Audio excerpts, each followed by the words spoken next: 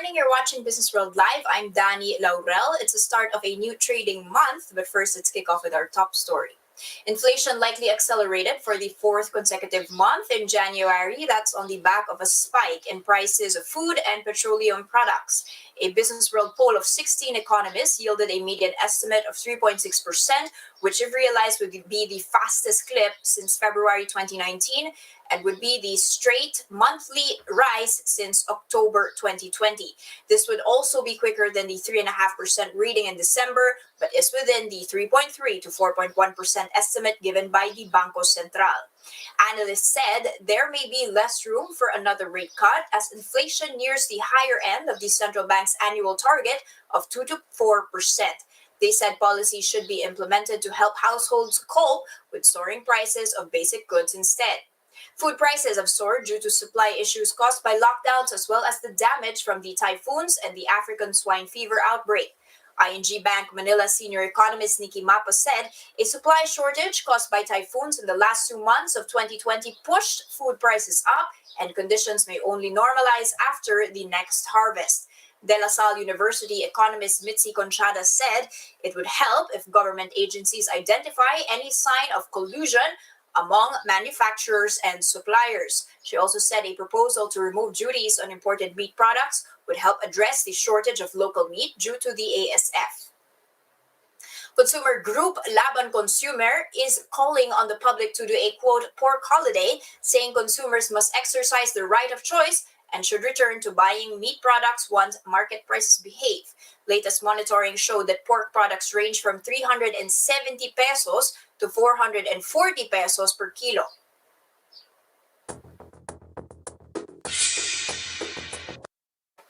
Okay, guys, kicking off the markets report this first trading day of February with at least some good news. The IHS Market Purchasing Managers' Index of the Philippines in the month of January was 52.5.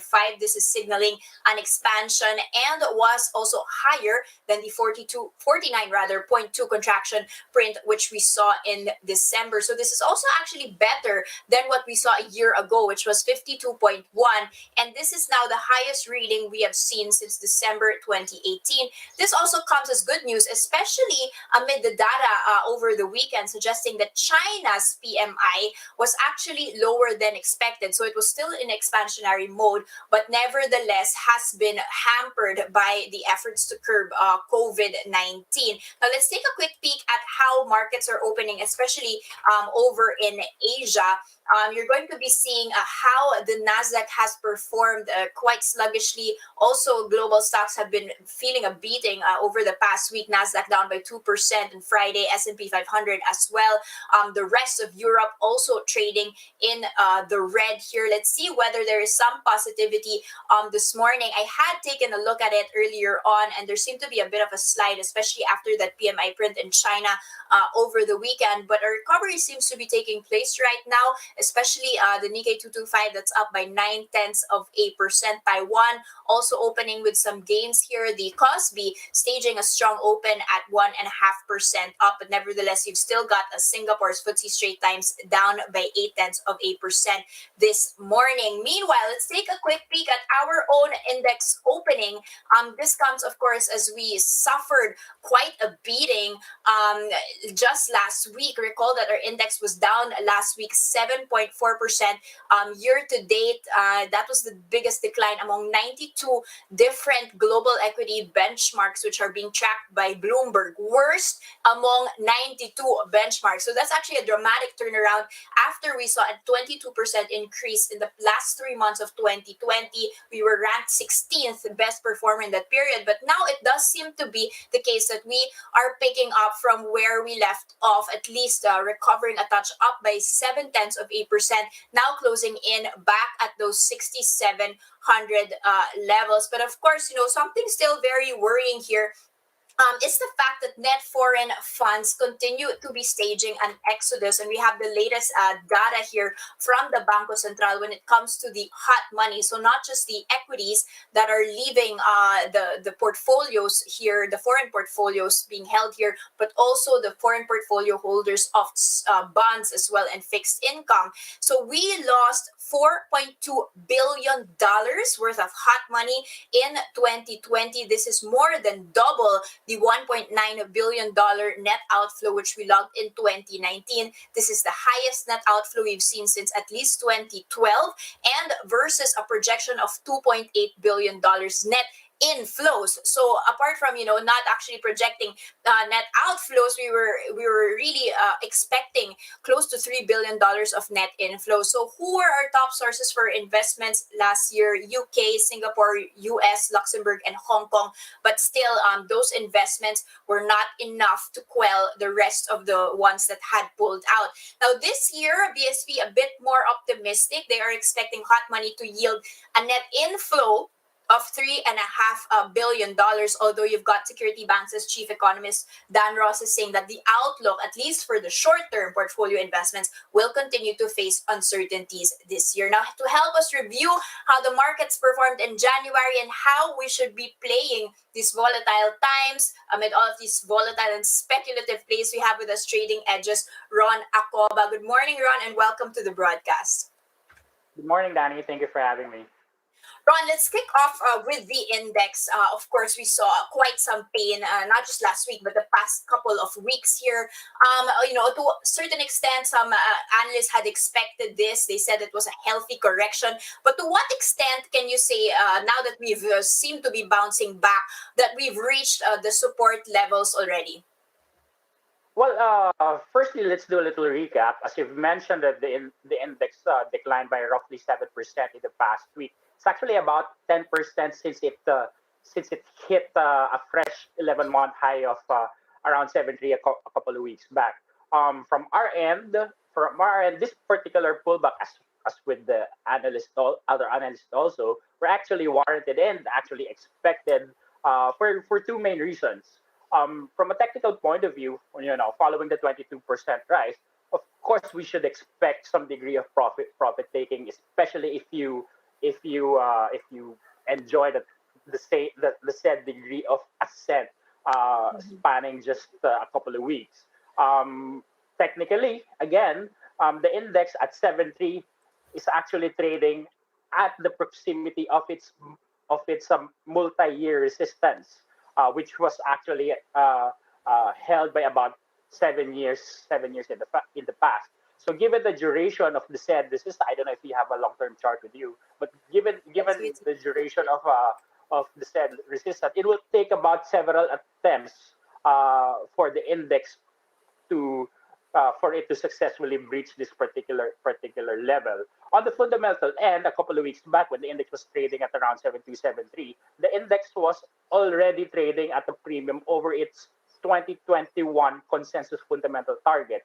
Mm-hmm. So at 7273, di ba? Tapos the index is at 73 and still January, and and the institution's target is only 72 for the rest of the year. This actually leaves them no upside at all. So what will they do? They will, of course, take profits, and has been happening for the past several days. Additionally, at 7273, the index was also trading at 22 times PE, which was actually at a premium over the region's 17.5 times PE. So, do we deserve to trade at a premium? Initially, Right. maybe if you're expecting a strong recovery in 2021. Earlier on, analysts and economists were expecting as much as 7.7% GDP recovery for the present year. However, with the extension, for example, of GCQ by another month at least amid rising daily COVID cases, I'd say there's a big downside risk with that 7.7% growth expectations. Mm-hmm. So with that, I really don't see why we should be trading with a premium. And that is what the market is pricing in for the past couple of days. Ron, what about the idea being that we've seen an exodus of foreign funds, and we have been always dependent on them, except for now, or at least the past year, and we're still managing to trade at least above 6,600. And some analysts have said that konting foreign fund inflow lang, that's going to Right. already significantly bump up the market. So, at what price are you suggesting to enter, especially as we're pulling back? Well, we're from a technical end, we're actually closing into a key support at around 6.5, which is a confluence of its June peak 2020 and its upward sloping mid-run resistance. So at Mm-hmm. around 6.5, we could start to nitpick, start to nibble in any of the index issues that have already notably declined. So we're closing in to that particular level, but given the drastic decline that we saw over the past several days, I'd say that near-term momentum is still down. So for Okay. me as an trader investor, I'd wait for it to base a little bit more, Okay, so enter at 6.5 for the short more term, or less, more or more or less, yeah. less. Okay, Ron, let's take a step back and try and grasp what's been happening over in Wall Street and the hedge funds, and even in right now commodities spiking, and these silver prices, by this short squeezing that's happening by retail investors, particularly those Reddit Wall Street bets traders. Does this, some have said that this is a fundamental change in how markets and trading is going to be, and some have said that's just a drop in the bucket. Really, the short selling portfolios are so small compared to the huge amount and the bigger place over in Wall Street. Basically, how worried are you about these things? I'm not really worried. In fact, it's actually good. I mean, the dynamics may be a little bit different, but short squeezing is has been happening all the time. It's just that now it's being broadcast all over the media. But anyway, if you recall, a couple of years back, billionaire Bill Icahn shorted Herbalife because of his thinking that the entire business operations of Herbalife was essentially a scam. Mm-hmm. On the opposite of that, a rival billionaire was actually going long on Herbalife to try to squeeze Bill Icahn out of his position, and that's what Mm-hmm. actually what happened. So What's happening? in the end, Bill Ackman lost $1 billion on that particular trade. Vice versa, Carl Icahn profited roughly about a billion of that. So that particular scenario, it was two billionaires, two hedge funds battling it out. What we're seeing with GameStop and several other low float stocks, it's the hedge funds versus a group of uh, a group of Mm-hmm. retail investors, retail traders. So, but essentially, it's just the same, except that the players, I should say, is a little bit different at this point in time. I sh- I'm not really worried. For me, it's actually healthy. Whether investors or little Interesting. Yeah. traders, Exactly. with I mean, if they profit out of their trades, good for them. If they lose, Yeah. I think it's also good for them, right? Perfectly legal system. So But Ron, yeah. my next question there is that would this be would there be sort of a contagion in that, especially in the Philippine market? We've seen a surge of retail investors during the pandemic, a much bigger domestic chunk already of the pie, newbie investors, and 80% is according to COL Financial of the new ones are actually into trading speculative plays. Do you believe that this is just a trend that's happening now, or is actually something that traders can now start doing, especially there's more information, people are mobile right now, information can spread very quickly, and it's something that's exciting for you, or will this be something Again, that add riskiness to the market? again, I'm not really that worried because this particular thing has been happening all throughout the years. I mean, speculative trades, a bunch of them actually, a confluence of them happen whenever you have a pause, a general pause in the market, or when the market is starting to peak, at least in the short term. Then flows tend to uh, tend to go from the big issues, from the second liners towards the more speculative one. It's kind of a cyclical in nature. It's just that the trades now are more free will because as you've mentioned, more traders, more retail traders, I should say, is now starting to play, given the fact that a lot of them are just stationed at home. Mm-hmm. Should I be worried again? Not really. Trades towards speculative issues doesn't really affect the big big fundamentals. Doesn't really affect how institutions put their money. Mm-hmm. If I'd be uh, worried worried if, for example, the big institutions are the ones that are heavily dumping stuff. They are the ones that we really need to focus on in terms of its effect in the general market. But as to speculative trades, not really in terms of its relation to the market's health in general. Okay, Ron. So thank you so much. I wish we had more time to discuss all of these things, but we'll definitely have you back, especially for some specific stocks that we wanted to watch out for. But very quickly on my terminal here, you can see actually Basic Energy, one of those that was, has been moving very volatile, up by 4% this morning to more than 1 peso and 9 centavos. Thank you so much. That was, of course, Ron Acoba from Trading Edge.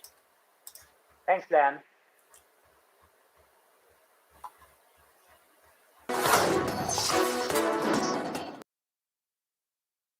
Checking in on other headlines, we're keeping our eyes on Moody's Investor Service as the COVID-19 pandemic and the 2022 national elections could derail legislative efforts to boost the investment climate in the country. Sovereign Risk Group Vice President Christian de Guzman says the window of opportunity for pursuing this administration's legislative agenda is closing fast as the 2022 general election draws nearer. He adds that the forthcoming election cycle could exert an opportunity cost to the implementation of further reform at this point. A reconciled version of the CREATE bill will be up for ratification in Congress this week, but several priority measures have yet to be approved, such as the proposed amendments to the Public Service Act, the Foreign Investment Act, and the Retail Trade Liberalization Act. The Philippines has beaten today's deadline set by the Financial Action Task Force to enact tougher rules against money laundering and terrorist financing. That's according to Quirino Representative Juni Kua, who also chairs the House Committee on Banks, who has said the immediate implementation of RA 11521, which further strengthens the Anti-Money Laundering Act, would support the country's bid to avoid being grey-listed by the FATF. The updated IRR empowers the Anti-Terror Council to designate covered persons in addition to groups mentioned in the consolidated list of the UN Security Council. These agents can be directed by the AMLC to immediately freeze assets, properties, and funds of groups and individuals suspected of terrorism without prior notice, although the revised regulation also provides for lifting the freeze order in case of mistaken identity. Recall that the FATF gave the Philippines 1 year to address gaps on its anti-money laundering and counter-terrorism financing. The original deadline was only moved to today due to the pandemic. Officials warned that going back to a gray list could affect remittance and investment flows due to more stringent processes across borders. The Energy Department is set to launch an auction for green energy suppliers by June. This event is open to qualified renewable energy developers that could allow consumers to access green electricity at the lowest possible prices. At the moment, the department is still collecting data with regard to energy volume and load profiles that distribution utilities are willing to buy. The Green Energy Auction Committee will be leading the event. It will also be coordinating with the regulator on Green Energy Auction Reserve to determine the maximum price offer as set by the Energy Regulatory Commission. And that's a first look into the business day. Today's Monday, February 1st, 2021. Catch Business World live for the market close. It's at 3:15 p.m. today. I'm Danie Laurel, and we are One News.